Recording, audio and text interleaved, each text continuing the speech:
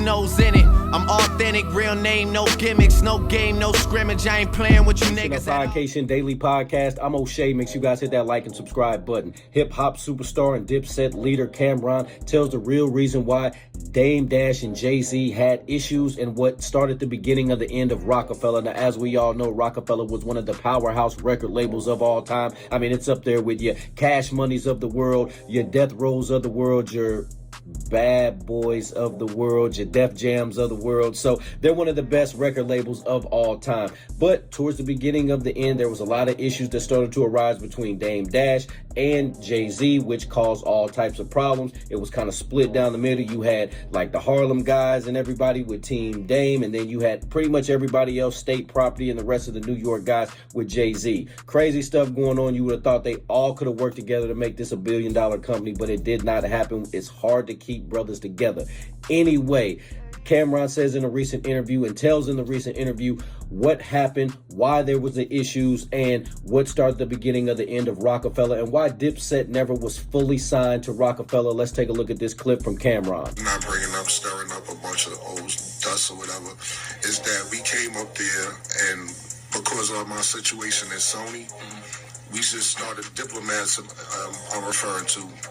We came up there and started moving real quick because we got jerked around at Sony, and we learned the business. And when we got to Roc-A-Fella, we already knew what we had to do. We know who's running radio. We know who's running promotion. We know who's head of marketing. Okay, cool. Def Jam's downstairs. We're going downstairs to speak to Kevin Liles, to speak to Kaiser, to speak to Lior, to speak to Julie Greenwald. And you know, I'm not saying this how Jay-Z felt, but it felt like maybe because his other artists didn't do that. And it might have been wrong, too, on our part. We was jumping the gun. But without, you know, aggressive with it. Yeah, aggressive. Yeah, trying to make it happen without talking to them. And, you know, Dame offered me the president job at Roc-A-Fella without consulting with Jay-Z. So a lot of little emotions was going on with not just Jay-Z and myself, but, you know, you got to Brooklyn there, Philly there, Harlem there. There's a lot of different crews within crews. So basically, it probably didn't mesh, and we was moving a little too, I'm not going to say too fast. We did what we had to do because we came from a messed up situation. Yeah.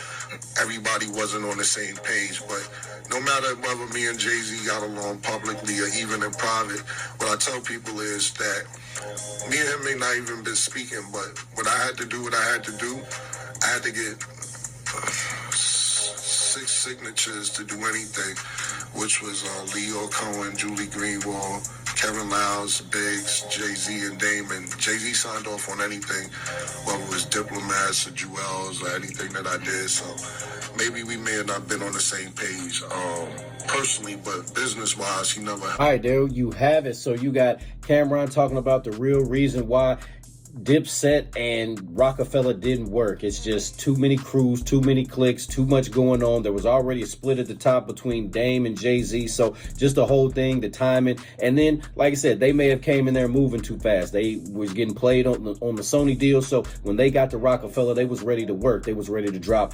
Cam'ron's album, the Dipset album. They was ready to drop Jewel's album. They was working on Jim's album. So it was a lot of stuff that they was doing, but Cam'ron was already running everything with Dipset. That's why Dame Dash wanted to put him in charge, make him one of the vice presidents, because he already had his own thing going. He could do that. They were already a machine. And what he was saying was, once Beanie Siegel comes along, once Cam'ron teaches him the game, teaches him how to do things, then they can bring Beanie along so he can bring State Property along. So that was the whole plan. That was Dame Dash's whole plan. Probably should have ran it past Jay-Z, his business partner, didn't. Once again, that started the beginning of the end and the demise of Roc-A-Fella Nation. What do you think about Cam'ron's comments? What do you think was the beginning of the end of Roc-A-Fella? Was it Dame and Jay? Was it Cam'ron being brought in? Nation, let me know in the comment section down below. This thing, Nation, let me know in the comment section down below. Make sure you all hit that like and subscribe button on your way.